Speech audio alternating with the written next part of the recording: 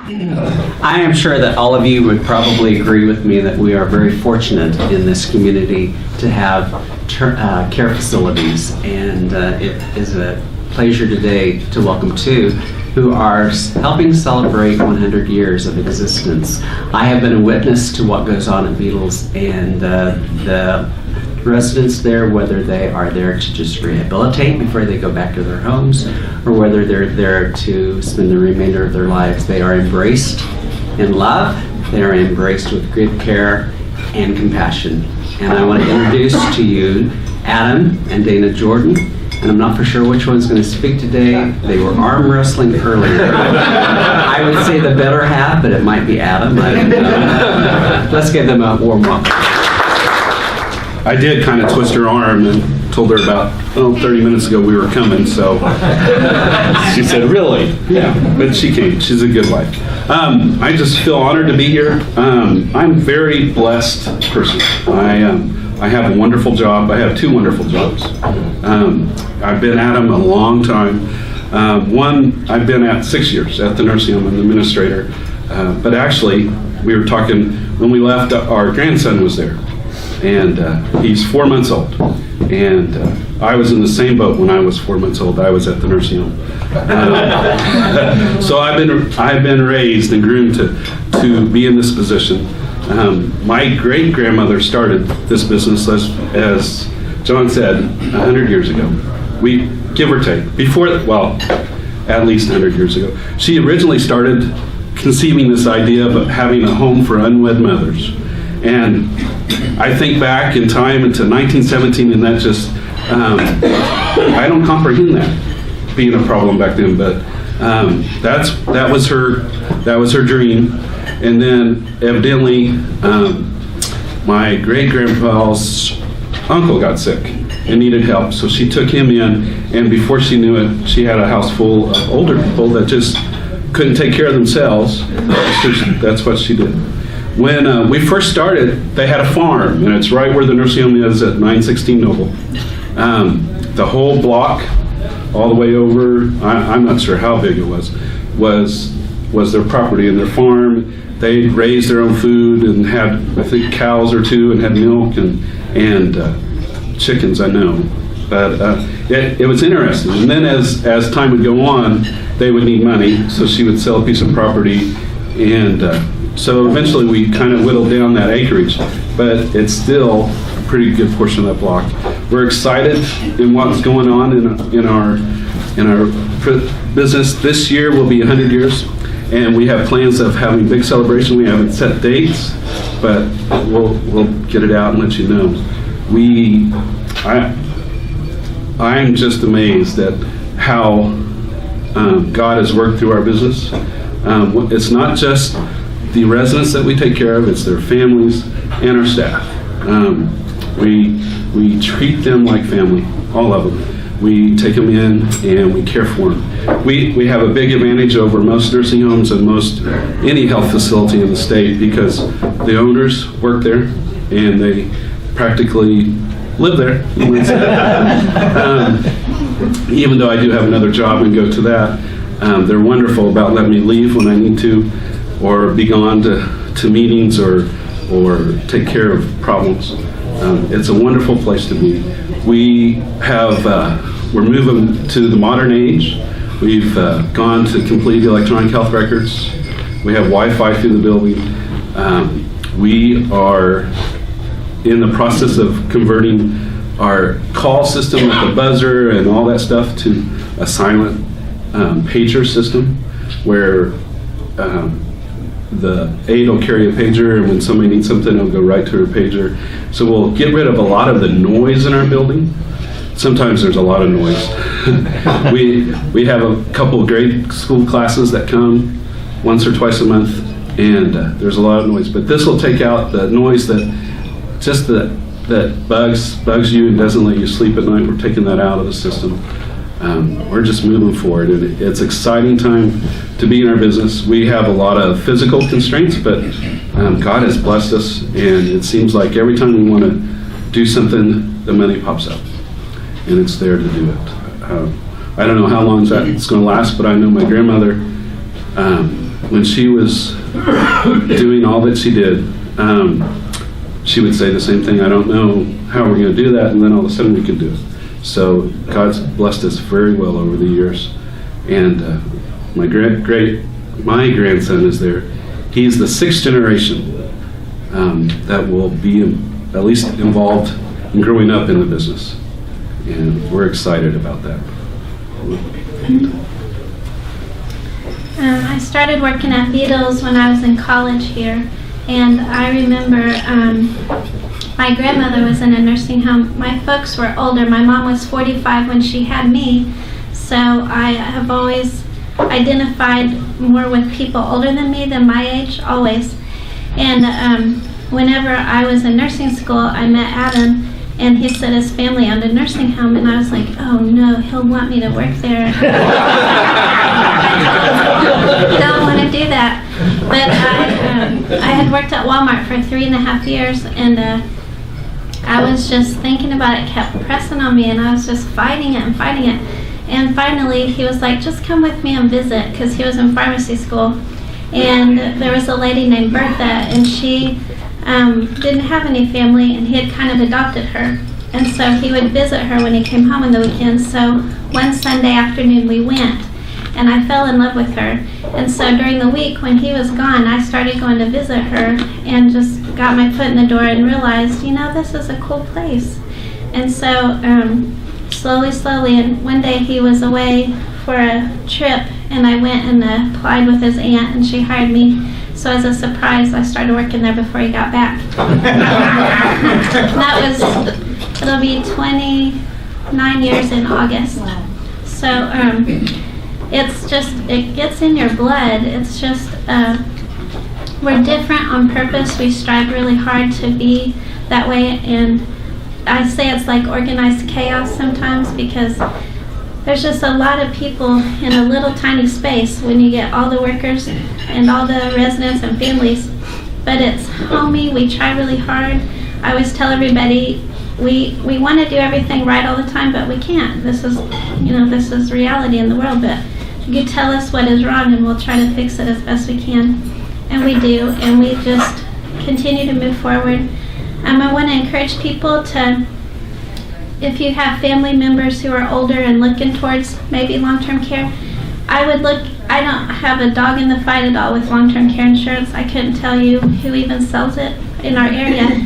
But I know when people come in who have it, it's a huge blessing for them. Usually the first 90 to 100 days is out of pocket, but once you meet that out-of-pocket expense for your life, you don't have to do that deductible again. So I always encourage people to look into that. It seems like a lot of money, like per day, but when you break it down to per hour, it's less than $10 an hour. And it doesn't seem like a lot when you break it down that way, but it does take a lot when you're paying it. So I see all sides of it. My dad had always told me my whole life if he ever had to go to a nursing home that he just wouldn't at all. And as he got older and got sick, he came here to live, and he was with us from May to October. And he just said, if there's any place I have to be, I want to be there. And so he did, and he embraced it. And it was a joy having him here. Adam's mom, his grandma, we've had a lot of family, so we know both sides of it. We know the financial side, we know the heart side of it, how hard it is, and then we know the side of our side where we get to take care of everybody. So there's always been kind of a stigma about nursing homes, and I hope that we're trying to break through that barrier. And we have a lot of dreams for the future with our son who graduated and decided to come back. It was a huge shock for us, because I always imagined he would go into, I don't know, he always had a dream to work for Google. So nursing home and Google is a lot different, but that side, like he said, God's always, every time we have something that comes forward, when we started moving towards electronic medical records, he was graduating. It's just every step of the way, it's just worked out perfect. And our son Blake's wife is in her senior year of RN school here. So it just keeps going and going, and that's all we do. We just plan for the future, but if you guys ever have any questions, or even if it's not related to something here in Alva and you have a loved one somewhere else that you need some questions answered, you can pick our brain and ask us. We'll be glad to help you. We do recommend, if you have somebody that you're thinking about placing in a nursing home, there's several things I would recommend that I see from my position. One is go to the Medicare website. They have a nursing home compare, and they have a 5-star rating system, and you can see the different elements that go into that. You can break it down, and you can evaluate nursing homes that are close, whether it's in Oklahoma City or Enid or even Timbuktu.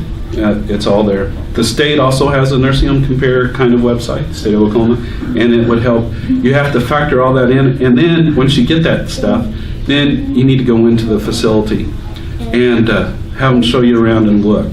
Because it's just like we have 2 good nursing homes in this town. We're very blessed, but both of them are different. We try to be on the homey side. We try to be get everybody out of their rooms, and we try to have so much interaction that they feel like they're free to go wherever they want to in the building. But some people want an institution that's a little more rigid, a little more structured. We're not structured. We do have things that happen at certain times, but our dining room, our kitchen's open from 6:30 in the morning to 6:30 at night, and you can order breakfast any time of the day. A lot of facilities are moving that way. But if you go look at a facility, or thinking about a facility, you need to go look. Get in there and go at different times of the day. And then once you place your loved one there, you need to go at different times of the day and check on it. And just random times. I encourage that in our place. When people come in and look, I say, you need to come. You need to come see this person, and you need to come at different times just to see how things are going and what it looks like. For one, I hate to say that, but people, when they know people come and check on this person, they're more involved and take better care. I try not to let that happen, but it's how it is. People just respond to interactions a lot better that way. I wanted to talk about skilled too. Both nursing homes here are skilled. I don't know if people know about that, but basically if you've heard of swing bed at the hospital, it's where if you're on Medicare and you are in the hospital and you've been in the hospital 3 midnights, then you can qualify before you go home if you need like rehab, you need a little more extended care, but not at hospital acute care level. They're going to bill it at what's called swing bed or skilled. And both nursing homes have that here. And it's first 20 days, Medicare will pay 100%, and that's room and board and everything. And the 21st day to the 100th day, they'll pay 80%. And if anybody has a co-insurance, then the co-insurance picks up that other 20%. There's a lot of different plans out there with Medicare. Humana was one, but I feel like they pulled out of Oklahoma. Is that Just right? a couple plans. There's So if you have Humana, it's a little different. Or if you have Blue Cross and Blue Shield or any major carrier as your primary and Medicare as your secondary, then we have to do prior authorizations and stuff. But basically, it's to get people rehabbed and get them home. We have physical therapy, occupational therapy, speech therapy. We average sending people home about 29 to 30 people a year come in, like after hip replacement, knee replacement, pneumonia, kind of higher level things. But we get them rehabbed and get them home, and that's really rewarding. It's really neat. And it's also great because then later, when they need us long term, they can go, I went there, it wasn't terrible. And I think I could do that again. So it's just something to think about. And when you're taking care of people in your lives, you kind of know the option. Most nursing homes nowadays are doing that. So just find out if the hospital talks about skilled nursing. Even if you're in the city or in Enid after the surgery, they'll talk about sending them to a skilled unit, and you can say, hey, we have those in Alva, so look at that. Has the Affordable Health Care Act impacted you guys? not so much on the resident side, but on the employee side, it's been entertaining. Every time you think you figure something out, it's changing. No. But yes, it has. So for the good or the bad? The headaches. The headaches. Yeah. Busy? Yeah, part of, one of the new things that's come out, and it's part of the Affordable Care Act, but it was hidden way back there in the small print, but we have to now send in a report on employees' hours, direct care staff, as far, the nurses and people that actually have hands-on. We have to submit their hourly, how many hours they work every day. So if they work an overnight shift, we'll put in an hour and a half today, and then 6 hours or 7.5 hours tomorrow. And we have to report that and turn it in every quarter, but it's day by day.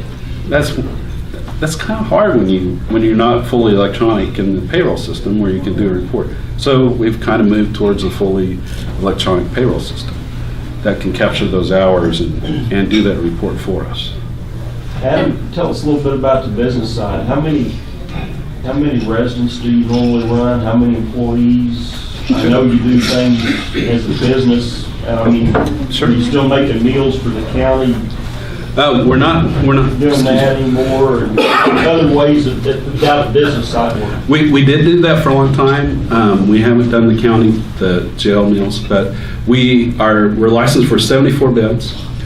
Today, I think we have 54 residents. We're capable of housing, the way we are now, around 60 residents. We have some rooms we've converted to offices and a therapy room, and some people want a whole room to themselves, and we accommodate that. Our goal, our vision is to make it where we can have private rooms for everybody. We're hoping to start pushing that way in the next year to 2 years, whether that's a completely new building or renovation and add-on. We have plenty of land to add on. We have dreams and our goals, and since we potentially have another generation coming up, we'll start pushing that way. That's kind of why we're going, adapting and modernizing and reinvesting. We reinvested a lot of money last year into our business. We're getting 15 brand new high-low beds next week, or no, Friday. It's been next week for a long time, but it's Friday. We got a brand new tub system that it's really nice. It has a side entry and a reservoir that'll take a chair to the residence room, get them all situated on the chair, and then take it and then slide the chair into the tub and close it, and it'll fill within 2 minutes. It has a reservoir on the back. The call system and new phone system. We put speakers, Sonos speakers through all the big rooms and the activity rooms and that sort of thing, so we can pipe in older music, not necessarily my music, but the generation that's there, the type of music that they all like, and we try to add music. Everybody has their own taste, so we try to add a little bit of all that in there. The electronic health system we've been doing it for a year, but it's probably taken us that long. It took us 6 months to implement it, and probably we're still learning how to use it. It's quite involved. We have 80 full and part-time employees. We have quite a few college students that work evenings, weekends. That's a real blessing to us, because that's a real niche. They need a time to work, and we need people that want to work evenings. Are they in the nursing or health-related fields? Vast majority, not all of them, though. We have 3 in the RN program that are seniors this year that have worked for us for a number of years, 4 or 5 probably. We have a number 4 or 5 that are in the LPN program at the VOTEC. That it's great, except sometimes they take away, when they go to programs like that, they take away our full-time staff, so we have to hunt and train and motivate new employees to fill that gap. But that gives the people at the low end more incentive to work hard and to understand this business, because they're not stuck just doing bedside care. They can go on and go up the nursing ladder, and that when you have hope of moving up, that greatly improves your attitudes and your hopes and desires. It's just like our dreams. Keeps them going. It's a blessing and a curse because you invest in people and you work yourself out of them being working for you. But at the same time, what better? I mean, it's great. It's a really huge blessing in our town, in our little bitty town. You can go to the LPN and then RN, the whole thing right here. It's really great. What's your average age of client? We have, in 2 weeks, we'll have 3 that are 100 years old. Wow. And then we Over have, 100. our youngest is 50s. So I don't know in the that average, but Wow. more, So from More 50 getting to on the end. 100. range. Yeah, you might as well say that. but more pushing 80s, 90s, are the majority, I would say. And almost all of them are from this area. Do you have a Alzheimer's unit? Not an Alzheimer's unit per se. We have Alzheimer's people there. We've talked about maybe having a locked kind of unit where we can put people like that. But the vast majority will blend in pretty well. We would do that, but it requires a whole nother set of regs, and you have to have set staff that are specially trained if you call it an Alzheimer's unit that only work there. It's just it's too hard to meet the standard. And the staffing's a lot. We way overstaff in our people that are there. Like today, how many we have on the floor? 9? We have 9 people on the floor for 54 people. Then we have nurses, LPN and RN, several RNs above that. I think legally we're required to have 6 on the floor for the people we have. But it's the staffing in that kind of unit is more like maybe one-on-one or one employee for 2 residents. We have to really staff a lot heavier. But the alternative to that is and we tell people sometimes you probably need to look at finding one of these places because you can give them less medication and have them in that same population. That's the goal. It doesn't always happen that way. We try. We're very proud of our statistics in like antipsychotic drugs. We have maybe 10 or 11% of people that are on them, and they're not sedated to the point that they can't get up. They can still function, and we're proud of that. The state's worked really hard on decreasing that, but we've always been low on that. I think the state average when they started was in the 30s, 35%. I think the national average now is probably 20%. Some people really need it though, but not everybody. Some people you just have to manage. And we feel that decreasing the noise by the buzzer system will help a lot of people. How many residents would you have that don't have hardly any family that come and visit and things? I mean, is there, Fortunately, not very much. But we'd still have probably about 4 or 5, 6. most everybody still has family around close. Adam, is most of the people there, can they leave, or are they confined there, or? Well, if you're on Medicare and on skill, they view you as you're in the hospital, so you about have to have a real needy excuse to go off. But yes, as long as they're capable, or go with somebody that is. I should put it that way. So, I mean, is it commonplace for a family member to come and pick Oh, sure. somebody up and take them out for the day Sure. or to a trip or do something? We encourage that. Even spend the night. We have Christmas, we had 2 or 3 people that went home, be with their families. Overnight, we had a few more that went home just for the festivities and came back. So they came back to rest.